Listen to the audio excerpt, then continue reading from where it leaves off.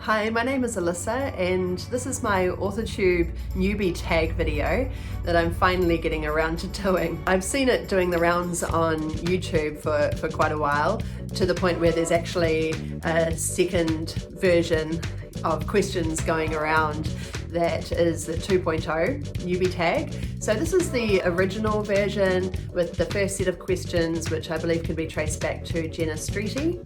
I originally saw this on Kate Kavanagh's channel. So these are the questions that I'm using, that I will be following for now. Just to give you a bit of an introduction as to what I'm even doing here. So the first question is, how did you find out about AuthorTube?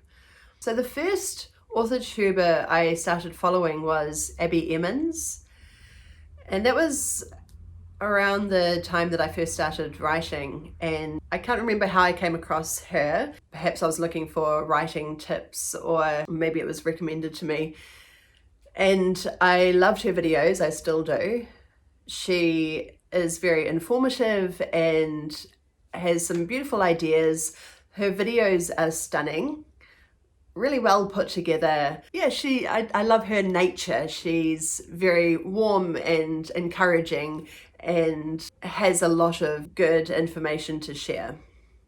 Then I came across Kate Kavanagh, and I think everyone probably who's in the AuthorTube community has heard of Kate Kavanagh. She's killing it on YouTube. The funny thing about that, I came across one of her videos, but it was kind of an in-between video, and she was having a bit of a stress out moment about all of the things she had to get done before the end of the month. This was last year. So it wasn't a typical video of hers. She was in a hotel room and going through a completely unreasonable amount of things that she had to get done in a certain amount of days. And I thought, who is this person and why am I so drawn to her story? I found her very engaging, even though I had no idea who she was, or I didn't know anything about her. So I started watching some of her other videos and went back through her channel as well. And I loved her style, really raw and natural, and immersing us in her writing journey. So I would say she is, to me, the queen of AuthorTube. So then I started doing videos of my own, which was really just documenting my own writing process and my own journey, because I'm completely unqualified to even be doing this at all, and kind of fell into the AuthorTube community in that way myself. Anyway, moving on. Question 2. What genres do you write in? So the novel I am currently writing is very much human interest, contemporary fiction. I say it's contemporary fiction, but it is set in 1960s Auckland, New Zealand, sort of from the 60s, 70s, 80s, 90s, sort of that time period. And I'm reluctant to call that historical fiction, because when I think of historical fiction, I think of, the Wild West or Kings and Queens, or, the 1800s, that kind of thing. So, or even wartime, 20th century war. And I feel like my book is much newer than that. The setting, even though it is, it's still 60 years ago, it's still very relatable to now. I don't know what the actual definition of historical fiction is, but I don't consider my book to fall into that category. So I basically just say that it's contemporary fiction. The other genre that I like to write is horror, or what I call twisted tales, where it's not so much the blood and gore kind of horror, but more the psychological thrillers. I've been playing around with flash fiction and short stories, and those are in the more of a horror genre. Question 3. What is your preferred writing tense, point of view, and category of story? In terms of the category, I consider my work to be adult fiction. However, when it comes to themes and language, I like to keep it appropriate for quite a range of ages. So I would like to think that when my book is published, that it will be aimed at adults, but it will be appropriate for teenagers or any age that choose to read it. So the actual vocabulary and language I'm using might be suited more for adults, but I don't have anything of an overt sexual nature or bad language or anything that's complex in that way, I guess. So I'd like to think that it could be read by quite a broad range of ages. What were the other parts of that question? Point of view and writing tense. So my book is written in third person past tense. That is my preferred writing style. I'm not opposed to writing first person, but in this particular situation, I really wanted to try and separate myself from my character. And yeah, I guess that was the main reason why I chose third person. As for the tense, I often feel uncomfortable writing present tense. For my short stories and flash fiction, that's kind of that's quite different. I have been playing around with present tense, but for my novel, I'm much more comfortable writing past tense, and I also prefer reading past tense.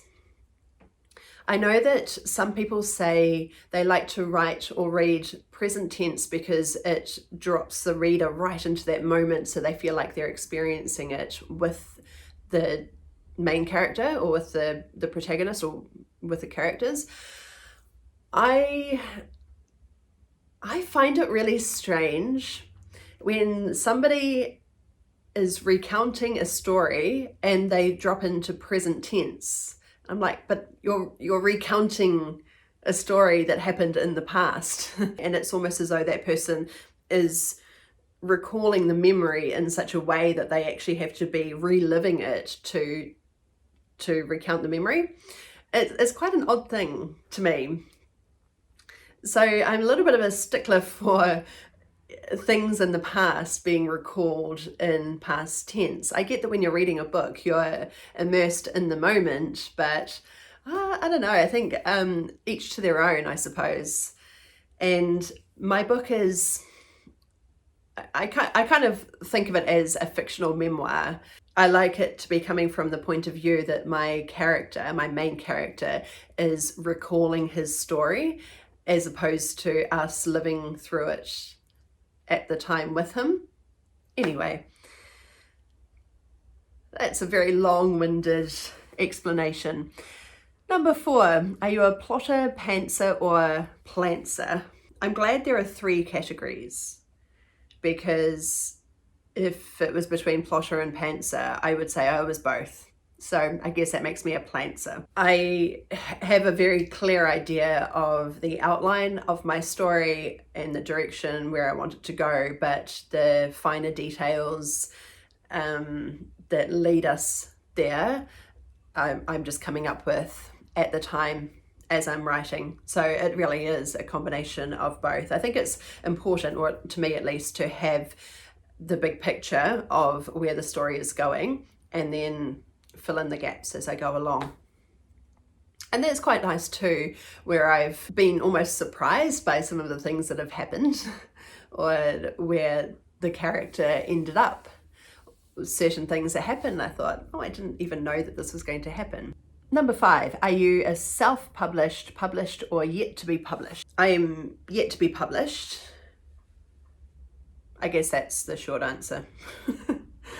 Number 6, what publishing company, literary agent, and or printing company are you represented by or use? If you're not yet published, what is your dream publishing house and or literary agent? I don't have an answer for this question. And mainly because my focus at this time is on writing my book. I'm at the editing stage of my novel, and I'm making quite a few significant changes. So I've still got a fair bit of work ahead of me until I even get to the publishing stage. However I go about it, one way or another, I want to get this book out into the world. And I imagine that New Zealand does have a bit of a different process to other places in the world, such as the United States. So as I say, I don't really have an answer for it yet. 7. What AuthorTube related videos can we expect to find on your channel? Firstly, there's a lot of stuff on my channel. I've tried for a long time, for many years, to try and separate all the different things that I do, and that's just too hard. It all comes out of this same brain. So be it right or wrong, I have merged everything together on my channel. From yoga videos to lifestyle, self-development, creativity, to reading, to writing, it all kind of blends across a spectrum of my interests. So trying to separate those out actually posed to be more of a challenge than just having everything together. I try to have everything nicely organized into playlists. So if you are here for my AuthorTube content, you'll find it under my writing stuff playlist. I also try to color code my thumbnails differently so that it's clearer at a first glance what the video is about. And I am by no means qualified to offer any kind of advice or writing tips at all. I don't want to go there because this is my own personal journey and I'm figuring things out as I go. But what I do want to do is to share this process and share my struggles and triumphs and every component that goes into trying to write a novel. So it's quite interesting seeing the journey where I'll say one thing in one video and then I'll completely flip that upside down in the next video because somewhere along the way I've actually learned a lesson. For example, when I've been saying how much I've been looking forward to editing my novel, and now I'm realizing just how hard it is and it's not quite as fun as I thought it was going to be. 8. When did you start writing? As for this current book, I started writing in 2018 at the end of October. I was going to do NaNoWriMo that year. Somebody introduced me to NaNoWriMo and I hadn't heard of it. And I thought, that could be fun. I'm always up for a challenge and trying new things and pushing myself and taking on these sorts of challenges. But I immediately realized that I was completely out of my depth, and 50,000 words in a month was unreasonable for me to try and firstly fit it into my schedule around my work, and also having never written anything in my adult life, I just had no idea what I was doing. But the idea of doing NaNoWriMo was a prompt for me to think, what if I actually did write a novel? Could I do it? And would I want to? And as soon as I was proposed that idea, I outlined my novel in its entirety and I just started writing, and I didn't stop writing until I got to the end of the novel 15 months later. And that was how the whole thing started. Number 9, what was the first story you ever wrote? Let me just cover up what year this was. But since it has the year on it, I know that I was 5 years old. So this is the first story that I have on record, and this is how it looks. Monday. We went to the dental nurse. Did you know that? No. And did you know that she is very, very nice? Yes, I did. What is her name? Miss Booth. So I have clearly been very good at writing dialogue from a very young age, engaging myself as a writer with the reader. Here's my next story. Tuesday. We went to the waterfront, and we went in my grandmum and granddad's camper van, and we had lots of bubbly drinks, and you can get any kind of drink. So I know that my grandmother was working for a soft drink company at the time, and so she had these fizzy drink treats in the fridge that they kept in the camper van. And the way I wrote bubbly drinks was Babarly, bubbly. My cat is a funny bunny, because every time I come home from school, Chloe is rolling on our stony driveway, but she is only doing her tricks. And before, she used to jump up every time I put my hand up, and she does all kinds of tricks, like tricky tricks, good tricks, and bad tricks. Okay, next question. What authors have inspired your writing the most?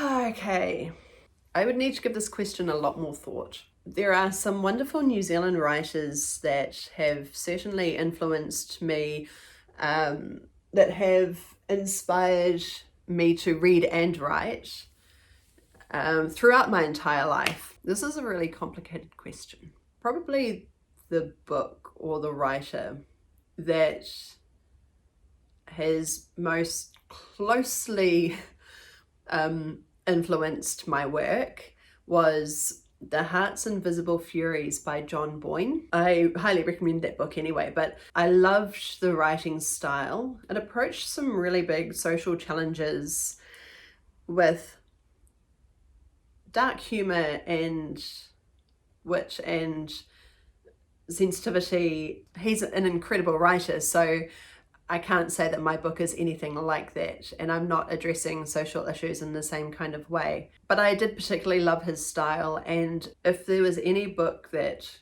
could have influenced my work, I would hope for it to be that book, if that makes sense. Number 11, do you schedule your writing sessions or simply get to writing whenever you can find the time? Both. When I was actually writing my first draft, I had to schedule time because otherwise it would just never happen. I was always ready and eager to write, but firstly, I could only write if I had uninterrupted time, and a solid amount of time, 2 or 3 hours. It was not the kind of thing that I could just slip in here and there between doing other things. I had to have the right setting and the right headspace to do it. So I actually blocked out in my calendar, I think it was like a Wednesday night and a Saturday afternoon. Or it was like Wednesday night, Friday night, and Saturday afternoon. And I tried to block out a couple of hours in each of those time slots. So that helped me to keep progressing with the novel, because otherwise, you know, a couple of weeks would go past and I hadn't done any writing, and it was so frustrating to me because all of my ideas were just bottlenecking, you know, and I had to get them out. But I just didn't have the time to spend like a whole day on it because I have other obligations in my work and so on. So there were occasions where I'd spend a whole afternoon to evening on it, something like that, and I would get a lot done, but then my book requires a lot of research as well. So sometimes I'd spend an entire afternoon just researching something and not actually getting much writing done. And of course, if I did find myself with any spare time, then I would sit down and write. But mostly I did have to schedule it. And at the moment, kind of find myself needing to do the same thing. I mean, editing is quite a different process. Number 12, do you type on a computer, typewriter, write everything out by hand, or use a blend of those? And where do you write in general? So as you can see, this is my beautiful writing desk that I got from an antique store a few years ago. So I like to have a dedicated area to write in, my little writing nook. It's good for productivity, for getting into the headspace of writing. I don't do any other work there, and I don't write in any other areas. So it's good for conditioning myself to write. And I do all of my writing on my laptop. I write some notes by hand, but I try to contain my notes within my laptop as well, in my software and folders, just to keep it all in one place. As it is, I have like quite a lot of notes in there. Oh, hello. I have quite a lot of notes in there which I try and consolidate from time to time. So they might be just ideas, or if I've taken something out while I'm editing, if I've removed a detail, I'll make a note of it just quickly by hand and go, I've removed this reference, so I will need to let that follow through the rest of the story, that I've taken out that reference and something might have changed, or you know, it's a reminder that I need to drop it in again later. So just little things I might note down quickly, but as I said, I do try and keep all my information together. Otherwise I just know everything will get totally out of control. And the other thing is, I'm not a fast typer, but as much as I'm not a fast typer, I'm a very, very slow writer. So it actually works out fine. I ponder over every sentence. I watch some people on AuthorTube who are just writing, and I do writing sprints with others, and you know, people are getting, you know, hundreds and hundreds of words done in a 20-minute sprint, and I might have got about 40 words or something, because I spent that whole time just thinking about what I was going to write. That's just my style, I guess. That's how I write. I'm not a fast writer. And 13, what are you most looking forward to now that you're part of AuthorTube? I am mostly wanting to connect with other people from around the world, particularly. Just seeing all of the AuthorTubers and the writing sprints, the lives, the day in the life, the writing tips, and just seeing everyone else's processes. It's been so inspiring. And sometimes when I'm about to do some writing, I'll just watch an AuthorTube video first, because it inspires me to write. Even if I didn't learn anything from it, it just kind of conditions me to get into writing again. It like changes my headspace and really motivates me. So I would love to connect with more either AuthorTubers or just people who are out there, even if people aren't making their own content, but I would really love to open up conversations, some dialogue through comments and other, you know, social media platforms.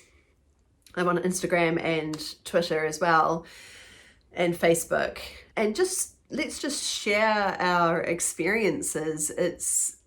Writing can be so lonely. I mean, if you're writing by yourself, it's a one-person job. and all it is getting, you know, the ideas in your head down onto into words on the screen or on paper, and it's such an isolated exercise. So knowing what other people are going through, how they're getting there, it's motivating and inspiring, and I love being part of this writing community. So yeah, I guess that's the end of my AuthorTube Newbie tag. So if you're interested, please do go to my channel and check out the writing stuff playlist. And of course, I'll link to that here as well. Comment below and let me know how you fit into this writing community, whether you're writing or reading, or, you know, just a book lover. If you're producing your own content, let me know, because I'd love to come in and subscribe to your channel and check your stuff out as well. And yeah, let's just share and encourage each other and offer our support and show the good, the bad, the ugly, and yeah, just show that we're all in it together. I love this. And please, of course, do subscribe to my channel. I'd love to have you here. And yeah, let me know your thoughts. Please comment below, and I'll be back soon with more writing stuff content. Where are you, Raven? Hey, Raven. Why are you so dusty?